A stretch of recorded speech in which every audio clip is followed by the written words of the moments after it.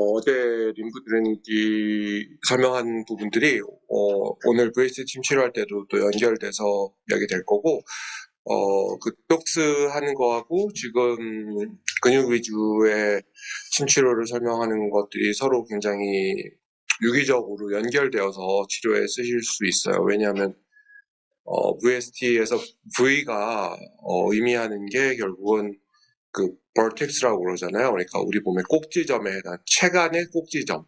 그러니까는 견관절하고 고관절을 위주로 치료를 하게 되는 건데, 왜 거기가 중요한지, 그 부위가 어떤 의미들을 가지고 있는지 그런 것들에 대해서부터 먼저 천천히 설명을 해드릴 건데, 어제 보셨지만 그 림프 순환 같은 경우에도 림프 노듈이 제일 많이 몰려 있는 데들이 결국은 그 이 견관절 밑에 서브액츄러리 에리어하고 그 다음에 고관절인데 그로인 에리어하고 그런 데들의 림프절들이 대부분이 모여 있잖아요. 그리고 이제 목에 조금 더 있고, 그래서 그런 림프절들이 모여 있는 부위 자체가 굉장히 중요한 부위들이고, 또 그런 데들이 잘 소통되게 해주는 게 굉장히 중요한 의미가 있는 것들이거든요.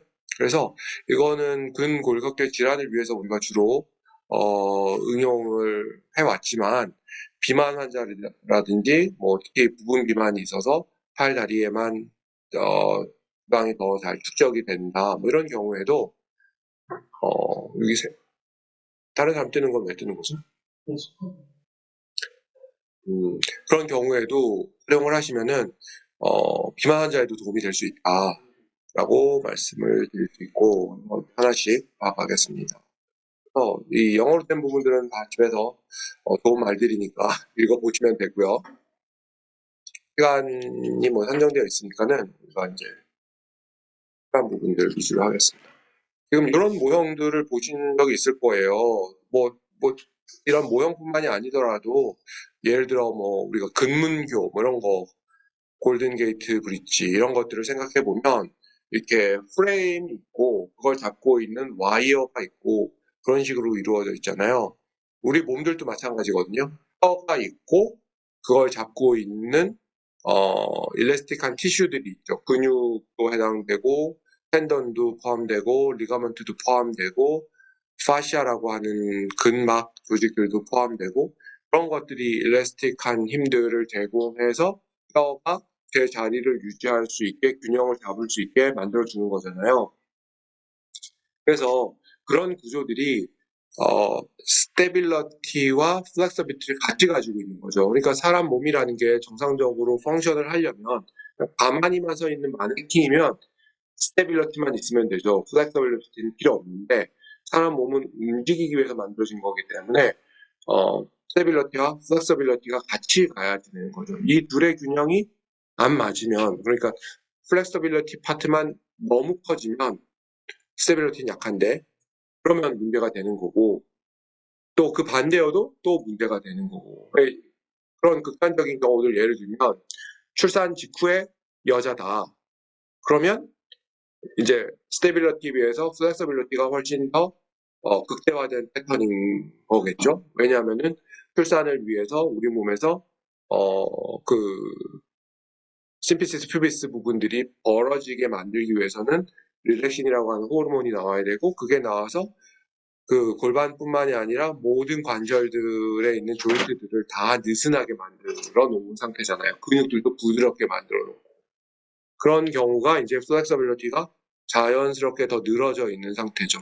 그럴 때는 이제 근력이 부족하니까, 스테빌리티가 부족하니까는 결국은 허리가 아플 수도 있고 손목이 아플 수도 있고 뭐 등등등 진행이 될 수 있는 거고, 또 반대의 경우가 뭐 이제 굉장히 뻣뻣한 남자, 그런 사람들은 플렉서빌리티는 너무 적은데 근력 부분, 그러니까 스테빌리티 파트는 또 너무 튼튼하면 그거 자체도 또 문제들을 일으키는 거죠. 그래서 결국은 그 둘이 동시에 같이 가야지 된다. 그래서 여기 같은 경우에도 보시면은 뭐 한 자세로 계속 같은 일을 한다든지, 그러면 이 A 모양에 있는 것처럼 이렇게 중력에 저항해서 일레스틱한 형태를 잘 유지하고 있어야 되는데, 이걸 누가 이제 누르는 힘이 계속 작용하게 되면 고무줄이 한쪽은 늘어나고 한쪽은 쫄리고 뭐 이런 형태가 이제 지속되겠죠.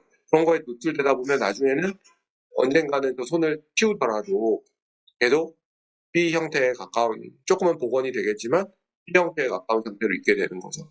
그래서 우리 몸도 그렇다는 거죠. 그러니까는 이제 중력에 노출되어 있어서 사람이 중력에 저항해서 사는 게 기본이고, 어떤 특정한 자세로 계속 반복적인 일들을 하게 되고, 그러다 보면 사용하는 데만 자꾸 사용해서 더 발달이 되고, 안 사용하는 데는 힘이 없어지게 되고, 그런 것들이 결국은 이렇게 고스란히 이렇게 인테그리티를 유지하지 못하고 짜부러진 형태를 갖추게 되는 거죠.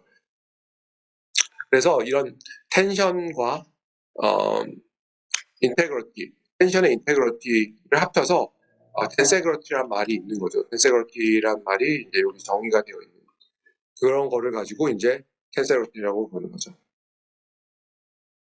한의학에서도 그런 측면들을 어떻게 이해하고 있었냐 하면, 여기 보시다시피 이거는 이제 경근의 유주를 그린 거죠. 뭐 경락 라인이 있다면 그 경락이 지나가는 머리디언이 지나가는 라인에 해당하는 근육들을 주로 연결해 놓은 라인이 이 그림이죠. 그래서 뭐 이 뭐죠? 스텝 배경부터 시작해가지고 주르륵 해서 조건음 간경까지 이 경근 영추에 보면은 황제내경 영추에 보면 이제 경근 편이 따로 있죠. 그래서 그 경근 편에 결국은 이 유주들을 주르륵 설명하고 있는 것들을 다들 보셨을 거예요.